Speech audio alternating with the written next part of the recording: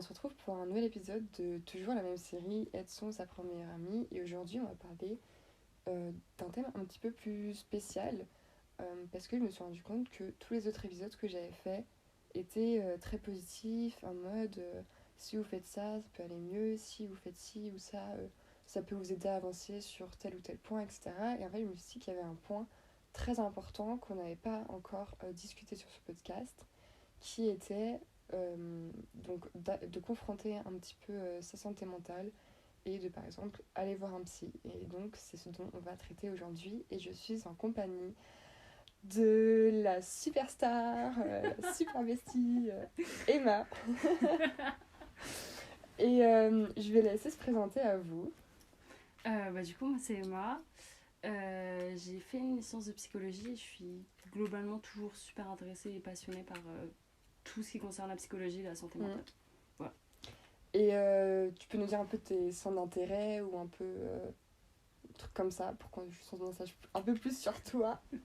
Moi, personnellement, je suis vraiment très très intéressée sur tout ce qui va être traumatisme et la gestion du traumatisme, notamment Okay.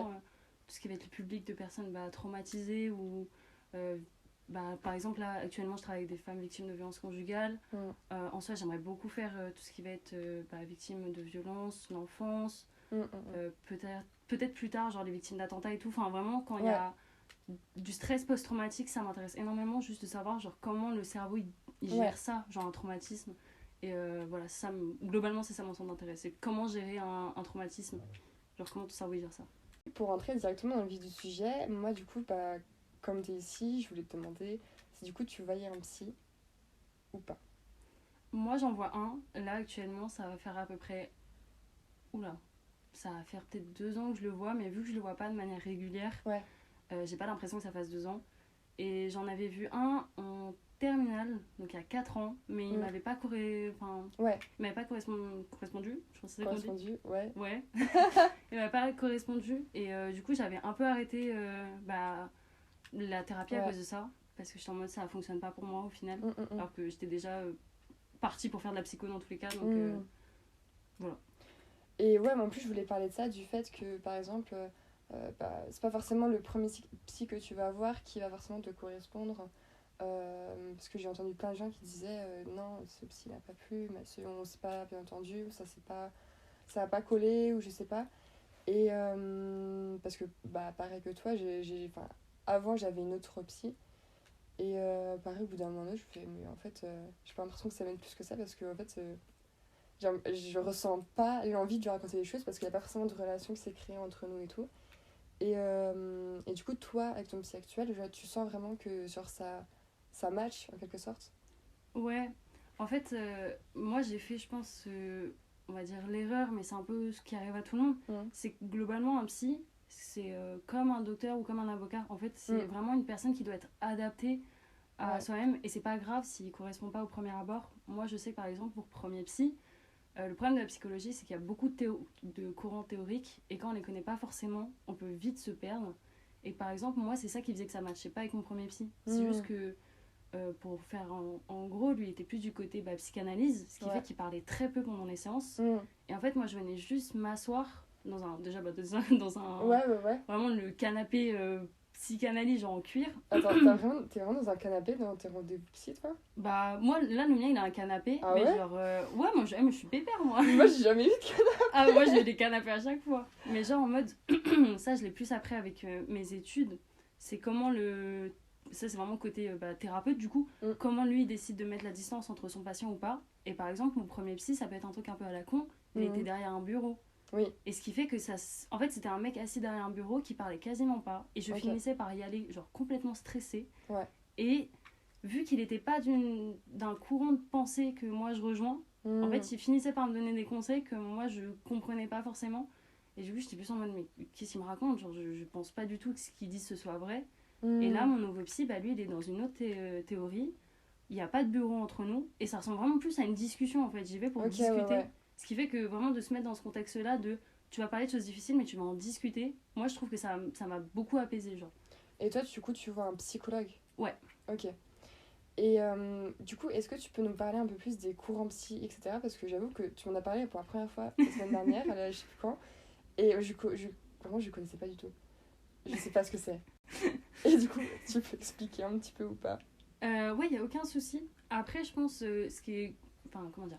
On a la chance, par exemple, avec Doctolib, d'avoir un choix de psychologues plus... Enfin, on a plus de listes de psychologues, donc vraiment, le seul conseil que je donnerai aux personnes, c'est vous savez sur quoi vous voulez traiter, vous allez voir qu'il y a des psychologues qui vont être spécialisés là-dedans. Oui. Donc, je vous conseille de trouver des... Moi, par exemple, j'avais recherché, pour mon cas personnel, j'avais recherché un psychologue qui était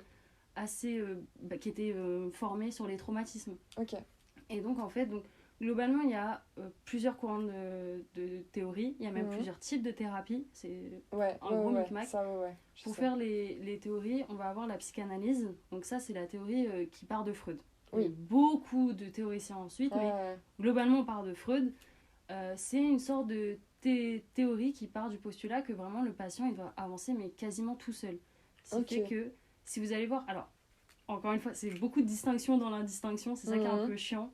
C'est que si vous allez voir un psychanalyste, vous allez faire ce qu'on appelle une analyse. Et là, alors là, ça prend des années. Enfin, franchement, c'est une analyse de 10 ans. Genre vraiment.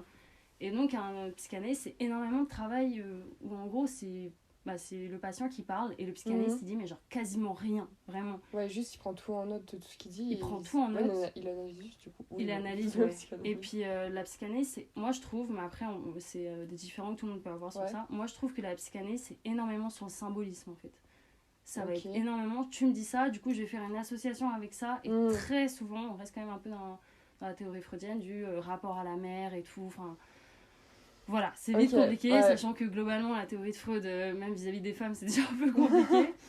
Donc ça, c'est le courant psychanalyste. Et donc, si vous n'allez pas voir un psychanalyste, vous pouvez quand même aller voir un psychologue d'orientation psychanalytique. Donc ça veut dire que ce n'est pas un psychanalyste, parce que les psychanalystes ne sont pas obligés d'avoir un master de psychologie. Un psychologue, il a son master, donc il a fait 5 ans d'études. Il peut être d'orientation psychanalyste. Et dans ce cas-là, on va quand même retrouver le côté, le patient parle énormément tout seul. Et moi, j'interviens que très peu, en fait.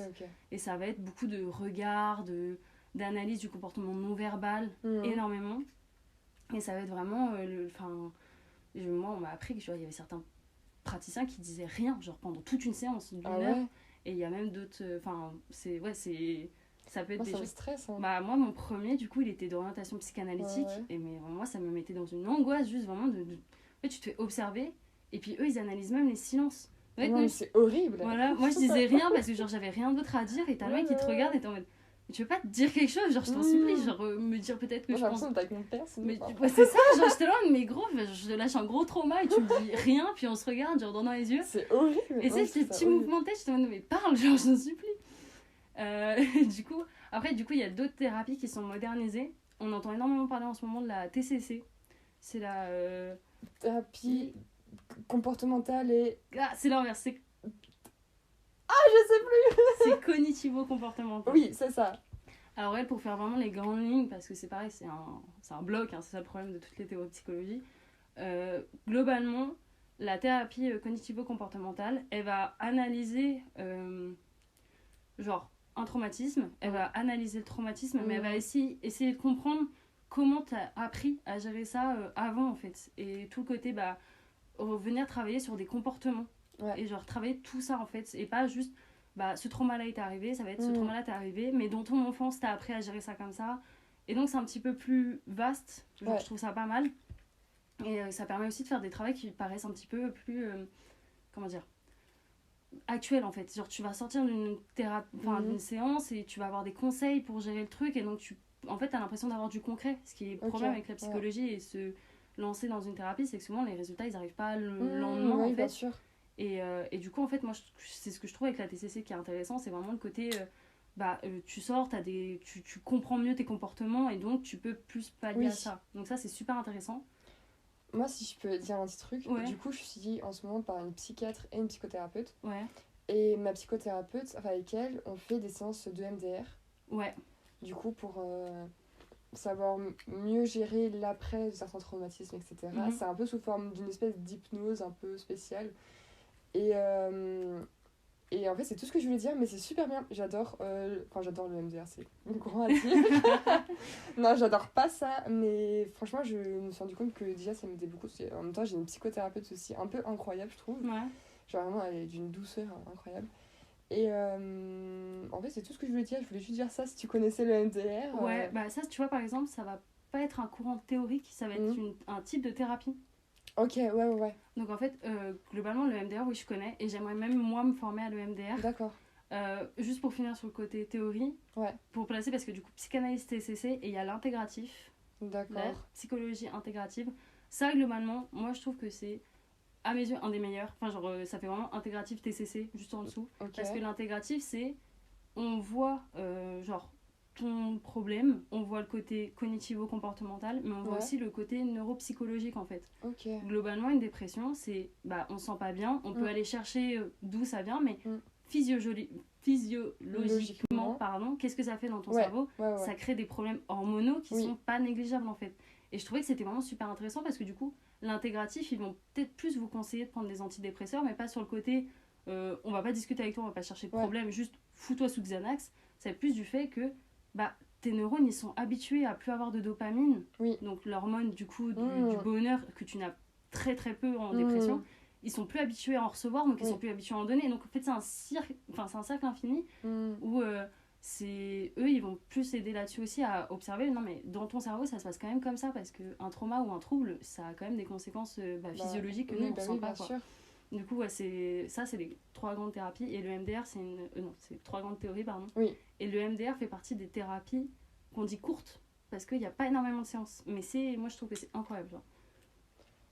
Après, comment ça, pas énormément de séances? Parce qu'en vrai, moi, ça fait déjà un moment que je la suis. Hein. Je crois que normalement, en moyenne, ça devait être un truc genre 12 séances. Ah ouais? Ouais, il me semble. Mais après, je peux me tromper vraiment. Hein, même si le traumatisme est hyper long à la raconter.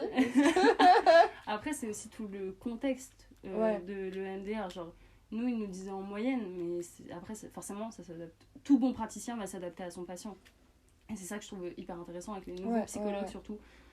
Parce que, on va pas se le cacher, hein, les anciens psychologues, sur plein de questions, ils restent encore un peu en arrière. Donc, les nouvelles vagues de psychologie par rapport à tout ce qui est LGBT, même tout ça, c'est beaucoup mieux. Genre. Oui. Et est-ce que... Alors, moi, j'ai beaucoup de gens... qui me demandent des fois, comme si vraiment j'étais psy moi-même, mais vraiment pas, qui me demandent des fois c'est quoi la différence entre genre psychologue, psychothérapeute, psychiatre, psychoanalyste, psy machin, psy bidule. Ouais.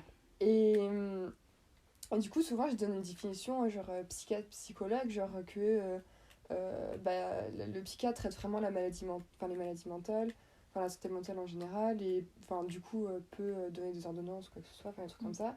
Et le psychologue est vraiment dans... Après, ça se trouve, je me trompe, plus dans la discussion et juste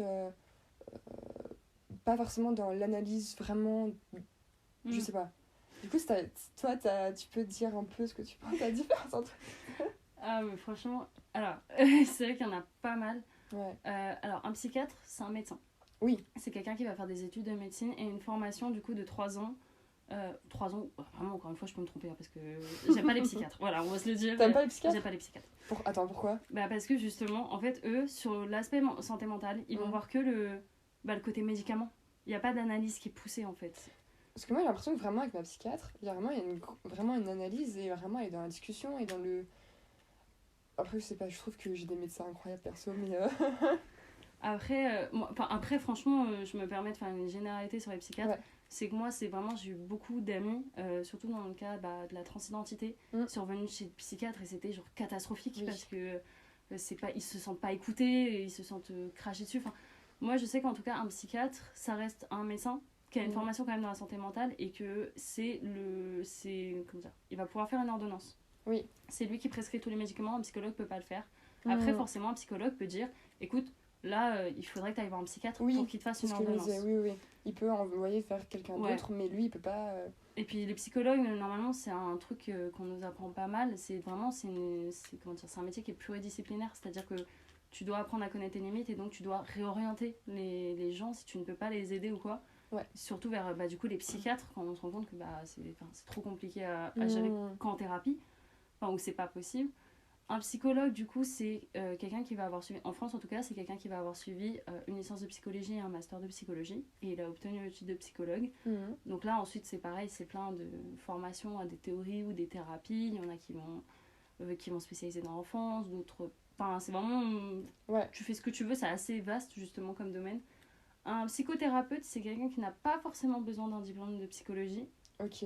Et donc là, c'est un peu chelou, je trouve.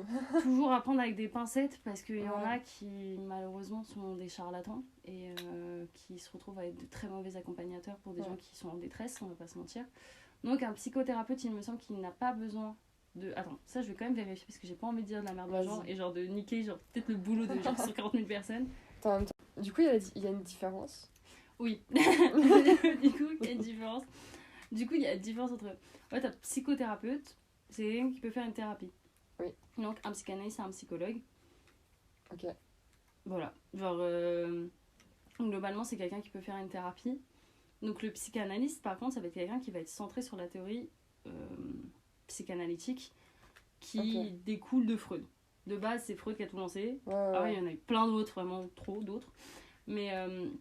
du coup, tu as un psychiatre qui a une formation de médecin, un psychologue qui a une formation, un master de psychologie, une licence de psychologie, et un psychanalyste. Un psychanalyste avant, c'était vraiment genre, t'es un patient, tu fais une analyse, donc tu fais un travail avec un psychanalyste, tu peux devenir psychanalyste. C'était un peu ça. Okay. Du coup, à la base, c'était un peu foireux, tu vois. Et au final, maintenant, faut que tu passes licence de psychologie, master de psychologie, que t'ailles faire une analyse. Ensuite, c'est le psychanalyste qui dit ouais, c'est bon, tu peux être psychanalyste. Genre. Sauf que ça prend une analyse, ça peut prendre genre 10 ans. Vraiment, j'ai des témoignages. Mais à base de 2 fois par semaine pendant 10 ans. Genre, c'est un truc de ouf. Mais sur Doctolib, j'ai jamais vu de psychanalyste. J'entends me dire que j'ai jamais vu de gens être psychanalyste. Genre, en me disant l'impression que c'est. Je les ai pas vus sur Doctolib non plus. Voilà, c'est. Après, la psychanalyse, enfin, faut pas se stopper à Freud. Vraiment, oui. Parce qu'il y a eu depuis beaucoup de courants psychanalytiques. Apprendre ou à ne pas apprendre, de toute façon, c'est comme ça dans toutes les théories. Hein. Il y a des côtés positifs et négatifs. Mais moi, je pense qu'il faut juste voir si les gens ils sont un petit peu. Genre, des psychanalystes femmes, par exemple, ça peut être un peu plus intéressant. Tu vois, si t'es une femme, d'avoir une psychanalyste femme, ça aide. Genre. J'ai une question pour toi. Est-ce que tu penses que, comme tu as suivi des études de psy, est-ce que tu penses que ça a fait une espèce de relation entre le fait d'aller voir un psy et les études de psy? Parce que j'ai plein de gens qui disent je sais pas, les psys qui vont voir un psy et les machins et tout. Est-ce que tu peux analyser ton propre psy, genre?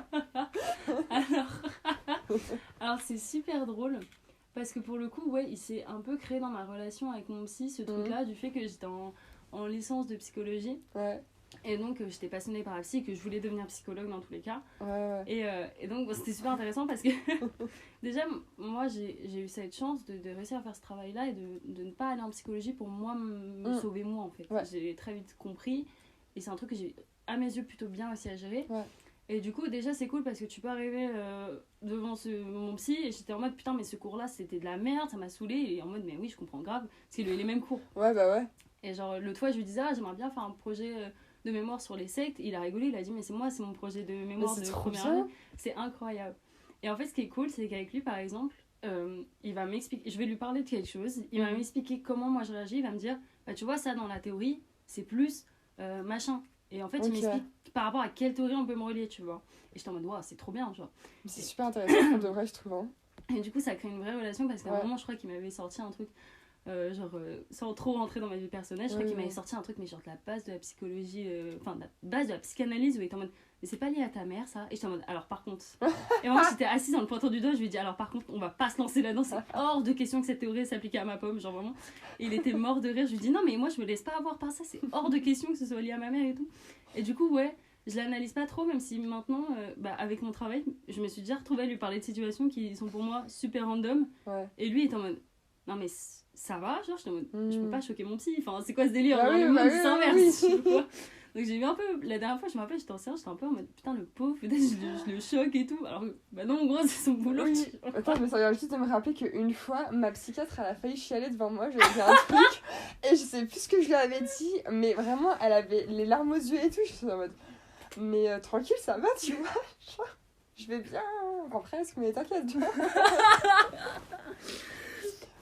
C'est trop drôle quand ça arrive les trucs comme ça. J'avais un prof qui m'avait expliqué que lui il avait déjà pleuré devant des patients. Après, lui, c'était vraiment un truc, en mode, il était psy dans un service de personnes qui étaient atteintes du cancer à l'hôpital, enfin un truc. Ah ouais. Le truc où tu sais que tu vas pas passer des journées super joyeuses non plus. Évidemment. Et genre, il disait qu'il avait déjà pleuré devant un patient, et moi j'étais super choquée en mode, mais c'est toi, t'es censé justement la personne qui ne pleure pas. Il avait dit, mais justement, vous bloquez pas dans cette image du psy qui est insensible, vous êtes pas insensible, ouais, c'est des humains.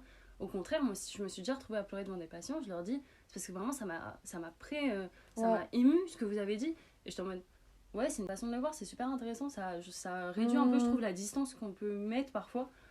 Mais après, ouais, bon. Mais je sais pas, tu vois, tu peux pas te pleurer à chaque séance. Oui, moi j'étais en mode, à bout d'un moment, si tu pleures à chaque séance, gros, sois pas psy. Franchement, tu peux pas faire ton métier. Tu vas finir juste avec une migraine à la fin de la journée, tu peux pas être psy.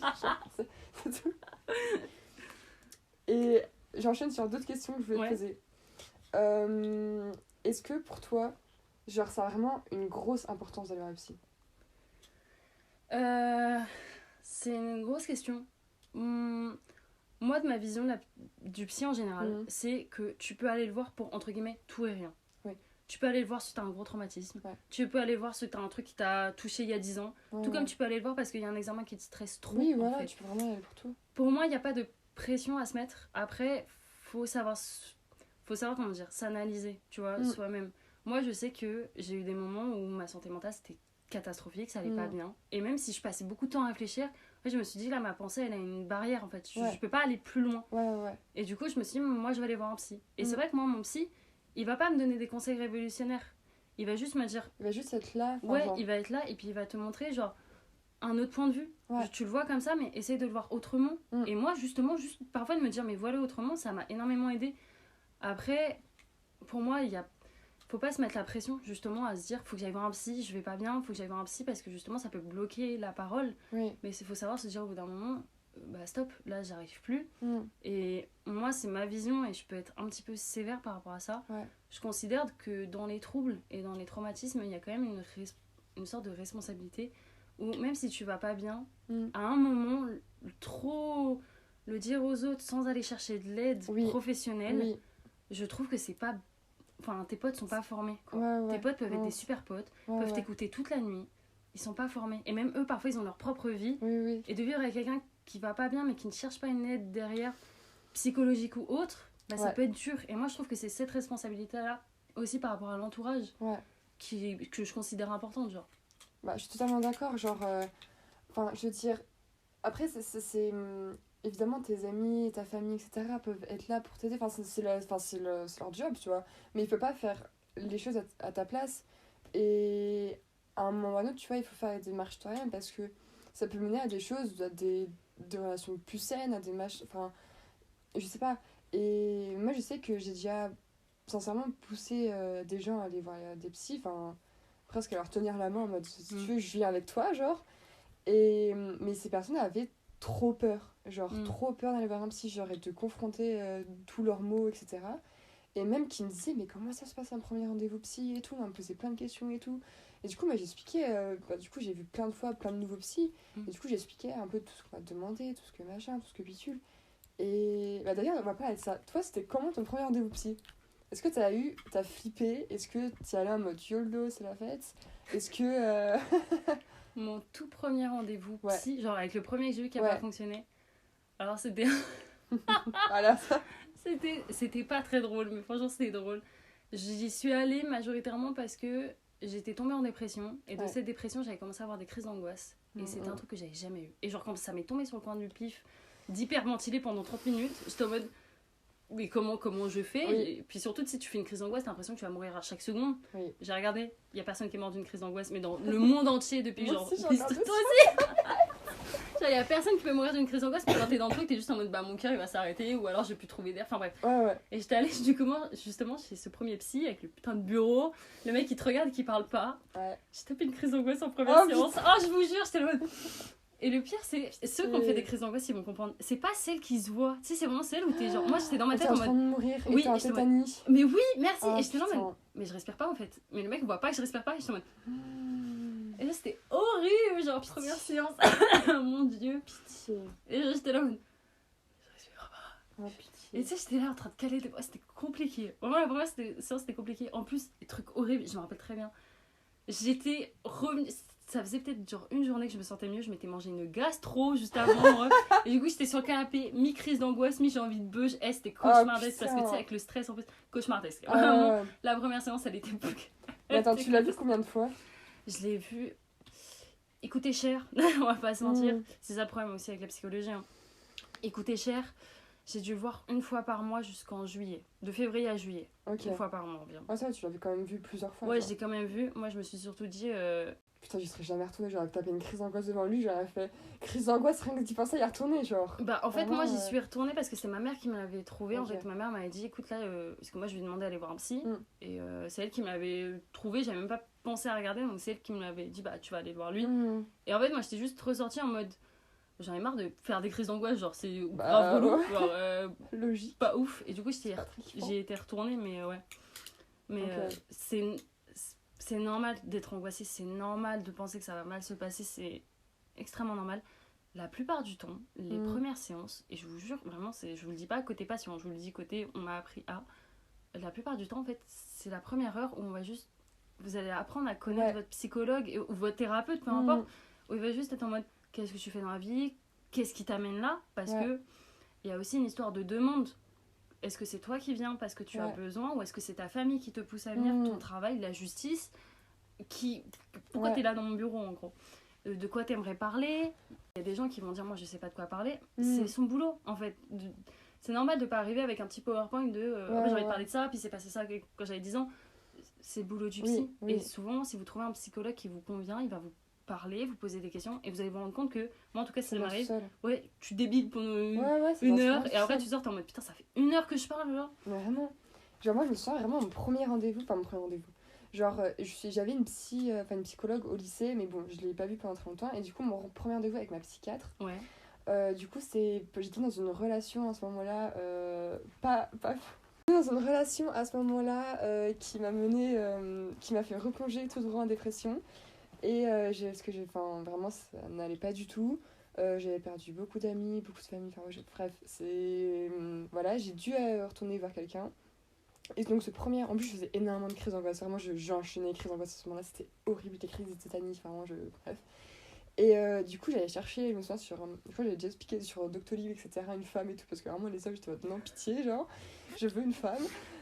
Voilà, et j'avais trouvé et tout, et ma mère m'avait accompagnée parce que vraiment je flippais tellement que je pouvais pas y aller toute seule, genre. En plus c'était loin, genre vraiment c'est à 1h30 d'ici, donc voilà. Et vraiment j'étais en mode mais qu'est-ce que je vais lui dire, genre qu'est-ce que je vais lui dire, genre. Et au final je me souviens vraiment de ce rendez-vous comme si ça datait de hier, c'était vraiment genre 3 ans je crois qu'elle me suit, 4 ans, je sais plus. Et elle pose plein de questions pour apprendre à vous connaître. Mais aussi, il y a des questions globales sur votre vie, mais il y a aussi des questions très pointues sur vous, sur vraiment qui vous êtes, votre santé mentale, vos pensées négatives, beaucoup de choses très très privées, genre des questions moi, qu'on m'a posées, j'étais en mode ah, on m'a jamais posé ça comme question, tu vois. Peut-être, oui. Mais bref, vraiment, en fait, c'est juste pour mettre le contexte sur qui vous êtes et comment on peut vous prendre en charge et comment on peut mieux vous connaître. Et c'est super important. Et oui, évidemment, ça fait peur. Mais comme Emma a dit, après, ça coule de source, quoi.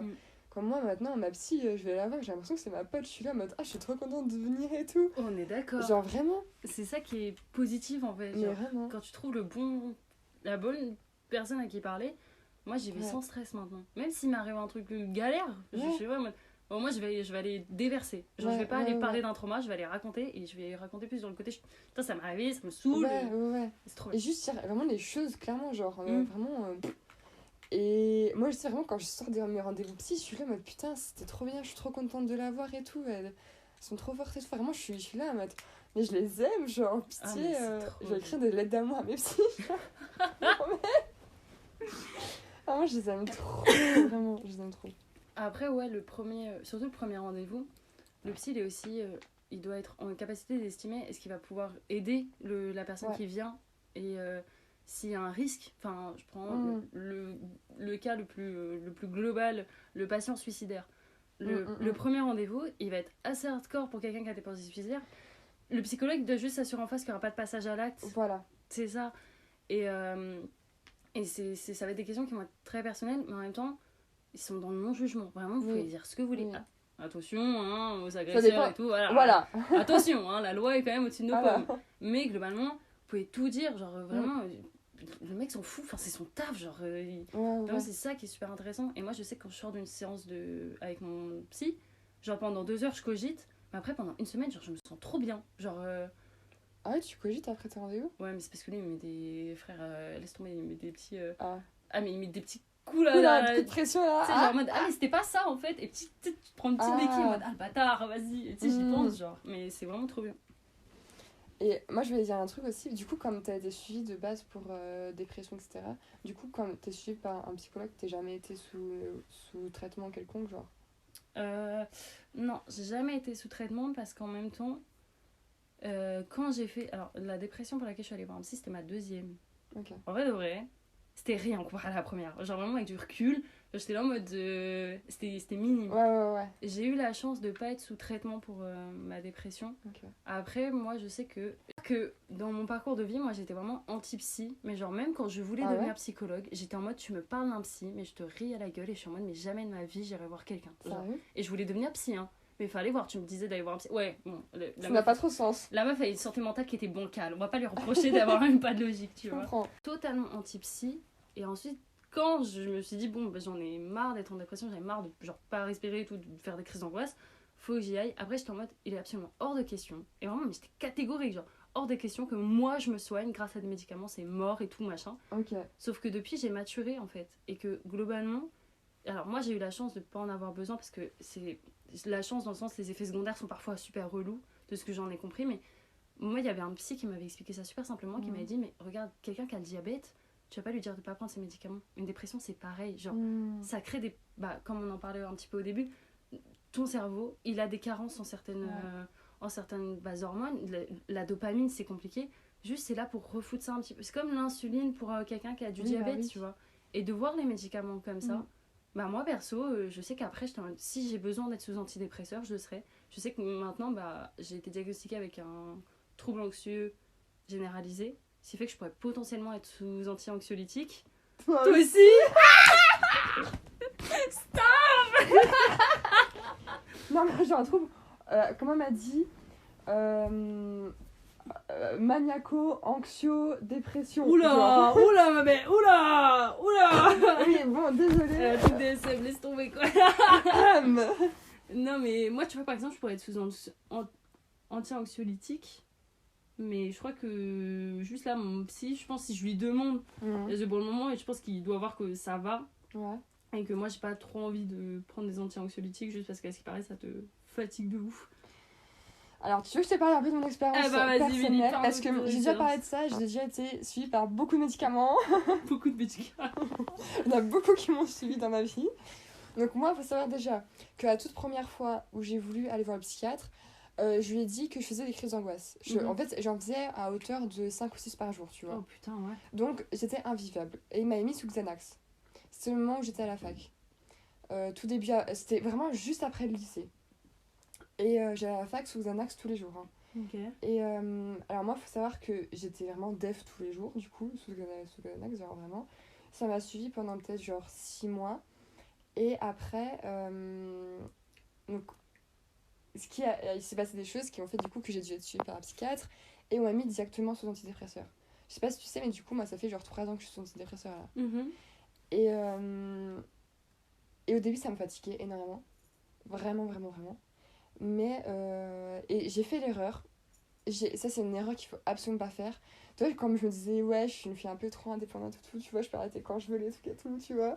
Un peu trop bac à la meuf, vraiment. J'avais arrêté mon traitement toute seule. Ah, ouais. Et je sais pas si vous avez écouté un podcast où j'ai dit que j'étais partie en Finlande. Mais en Finlande, du coup, la dépression a fait coucou Marès, on revient. Et je suis revenue de Finlande. J'ai revu ma psychiatre. Et j'y allais super mal. Genre vraiment, j'allais super mal. En plus, les TSA sont revenus d'un coup. Et le combo des deux, vraiment, je le recommande pas du tout. Et du coup, là, on m'avait augmenté ma dose d'antidépresseur. Et on m'avait remis sous anxiolytique à hauteur de genre 3 par jour, tu vois, parce que j'arrivais plus à faire quoi que ce soit. Mais là, le mélange anxiolytique, antidépresseur, etc., en plus sans manger, c'était horrible. C'était putain, ouais. horrible. Mais en vrai, je sais que moi, genre... du coup, j'ai l'habitude des antidépresseurs et tout. Et souvent, je raconte à des gens que je suis sous antidépresseurs. Et moi, maintenant, pour moi, c'est absolument rien, tu vois. Genre, c'est mes médocs que je prends chaque jour. J'en prends 10 par jour, tu vois. C'est... Voilà, quoi. Et genre, il y a plein de gens qui me disent, ah ouais, moi, si on me dit de prendre des antidépresseurs, je dirais non et tout. Je sais pas quoi. Mais plein de gens me disent, pas de médicaments parce que c'est addictif, etc. Et en soi, je comprends. Moi, je sais que les anxiolytiques, tu vois, c'est hyper addictif. Moi, franchement, je suis contente d'avoir été de moi-même le Xanax, tu vois. Genre, vraiment. Et maintenant, tout ce que j'ai pour dormir ou quoi que ce soit, parce que j'ai des trucs du sommeil, tu vois, ça peut être vraiment juste des trucs, mais pour gosse, tu vois, juste des trucs qui me détendent, tu vois. Et vraiment, les antidépresseurs. Donc, le truc bien des antidépresseurs, c'est que ça a un effet anxiolytique en même temps. Ok. Et du coup, bah, moi, ça a beaucoup fait diminuer du coup, mon anxiété, ce qui est bien. Je sais que normalement, pour soigner une dépression, ma psychiatre m'avait dit qu'en gros, ça serait bien de faire un traitement à peu près d'1 an. Parce qu'il y a plusieurs stades. Il y a le moment où le traitement se met en place, ça prend plusieurs mois. Le moment où ça stabilise l'humeur. Et le moment après, on attend un peu que vraiment ça soit bien stabilisé. Et après, au moment où on peut commencer à diminuer la dose, mais on n'arrête pas d'un coup, genre, c'est pas possible. Et moi, bref, la dépression, elle aime bien me faire des petits coups comme ça. Bon, bah, du coup, ça fait un petit moment, du coup, que je suis en continu avec des antidépresseurs. Mais je sais que je vais, genre, vraiment beaucoup mieux, genre. Parce que, en même temps, j'ai des médicaments, mais du coup, j'ai un vrai suivi derrière thérapeutique et psychologique. Mais c'est pas... Il y a beaucoup de gens, du coup, qui pensent que les médicaments, comme ça, c'est vraiment que de la négativité.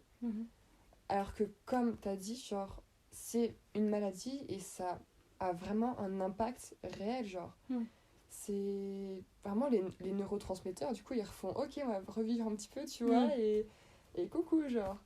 Et moi, je sais que je vais tellement mieux que quand j'ai commencé à suivre ma psy, genre, vraiment, il n'y a pas photo, genre. Non, mais franchement... Après, je pense dans tous les cas, le psychiatre, il y a une discussion à avoir autour des médicaments avec votre professionnel de santé, psychiatre, psychologue, machin. Moi, je sais que j'ai eu une addiction aux médicaments, mais c'était pas volontaire. Et du coup, moi, j'ai direct stoppé ce truc-là de potentiellement peut-être prendre des anxiolytiques. Moi, j'ai dit, j'ai un terrain addictif, je le connais et je sais ce que ça me fait. Je peux pas, genre, vraiment. Et du coup, c'est parce que moi, j'ai eu la chance du fait que ce soit pas assez sévère, je pense. Que du coup, bah, ils m'ont pas mis sous antidépresseur ou anti-anxiolytique. Mais après, c'est une discussion. Dans tous les cas, c'est comme un traitement classique, entre guillemets. Faut pas l'arrêter sans conseil de son spécialiste de santé au-dessus. Genre, parce que les conséquences, elles peuvent être... vraiment grave. Genre, la dépression... Ah non, j'ai oublié ce que je veux dire. Non. Attends. Oh, je t'ai senti te perdre. Tu sais que ça fait genre 15 minutes que je viens de voir ton putain de pins Buffalo Grill. J'ai envie de me taper un fou rire. Tu parlais giga dépression, je vais pas bien et tout, la Finlande. Et je tourne ma tête, je vois le pins Buffalo Grill. Oh, le fou rire que je me suis retenue, je te jure. Ah, c'était horrible. Du coup, pour finir, est-ce que tu aurais genre des conseils ou des trucs comme ça pour les gens qui hésitent à aller voir un psy ou qui, du coup, qui ont peur ou quoi que ce soit? Moi, je dirais... Alors, on met vraiment le côté économique de côté. Du fait que les psys, c'est compliqué d'aller en voir, entre guillemets, gratuitement ou remboursable. On met ce côté économique là de côté. Parce que c'est aussi le problème de beaucoup d'étudiants, pour le coup. Et c'est un truc pour lequel... Enfin bref, la profession se bat énormément pour que ce soit bien remboursé. Parce que là, c'est chier sur tout le monde. Mais si on met ce côté économique là, faut juste y aller comme un test, en fait. Et puis se rendre compte que, mine de rien, un traumatisme ou un vécu, ça peut avoir des conséquences sur tellement de long terme. Et en fait, ce serait plus genre arracher le pansement d'un coup. Enfin, un peu dans cette métaphore-là de autant s'y confronter maintenant. Et genre, vous y allez, vous testez un psy, vous voyez ça vous aide ou ça vous aide pas. Parce que moi, je peux dire que la psychologie, ça a fonctionné sur moi, pardon. Sur d'autres personnes, ça ne va pas fonctionner. Genre, un coach de vie, ça va peut-être pas fonctionner sur moi, ça va fonctionner sur d'autres personnes. Donc faut pas avoir ce qui nous correspond vraiment, quoi. Faut pas avoir que la grille de la lecture de la psychologie. Après, ça reste un professionnel qui est formé à ça et qui est fait pour vous aiguiller. Moi, je vous dis juste tester, ça fait peur à tout le monde. Et vraiment, sincèrement, moi, comme je vous l'ai dit, j'étais pro-anti-psy, alors que je voulais moi-même devenir psy, enfin c'était ridicule, mais ça fait peur à tout le monde. C'est compliqué, vraiment pour tout le monde, de parler de ce qui est dur, ce qui touche. Mais justement, un traumatisme, et c'est un peu le point que j'aimerais souligner, un traumatisme qui s'incruste, c'est encore plus compliqué. Si c'est compliqué là, maintenant, ça va l'être dans 10 ans, et ça va encore l'être dans 20 ans. Et prenons une sphère un peu familiale, vous allez avoir potentiellement peut-être un compagnon, une compagne, ou des enfants, et c'est un truc, traitez-le maintenant. Ça fait mal, mais vaut mieux le faire, parce qu'après quand ça s'incruste vraiment dans, pas dans la mémoire du coup, enfin, quand ça reste là et c'est non traité, vous allez sans vous en rendre compte potentiellement développer des mécanismes et des comportements de défense par rapport à ça. Ça peut vous niquer votre aspect professionnel, votre aspect social, vos amis, vos familles, vos passions, ça peut tout toucher en fait. Bien sûr. Et autant aller maintenant, et encore une fois, moi je trouve qu'il y a vraiment la responsabilité aussi par rapport à vos proches. Il y en a, moi j'ai fait sortir mes potes, mais je pouvais leur parler pendant des heures, il n'y a aucun souci. Après, je restais quand même quelqu'un avec une dépression qui crée vraiment des problèmes d'une dépression. Sans avoir un psy derrière, ça peut être compliqué pour quelqu'un. Genre, bien sûr. Donc vraiment, genre, essayez. Au pire, ça vous correspond pas, mais au moins vous aurez essayé. Et ça fait peur à tout le monde, mais ça peut rester. Enfin, c'est positif au final, parce que regarde, moi j'avais pas envie d'y aller et ça me fait grave du bien.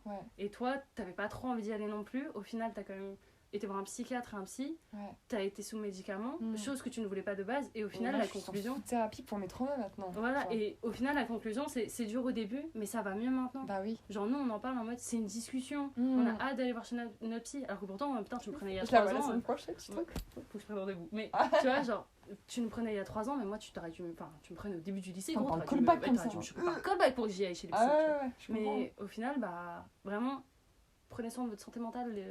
Les loulous, c'est important. Sur ces bons conseils, on va vous laisser. Et comme d'hab, prenez soin de vous. Vraiment, c'est hyper important. En même temps, c'était un peu le thème de cet épisode. Et voilà, bisous. Tu veux dire au revoir ? Bisous.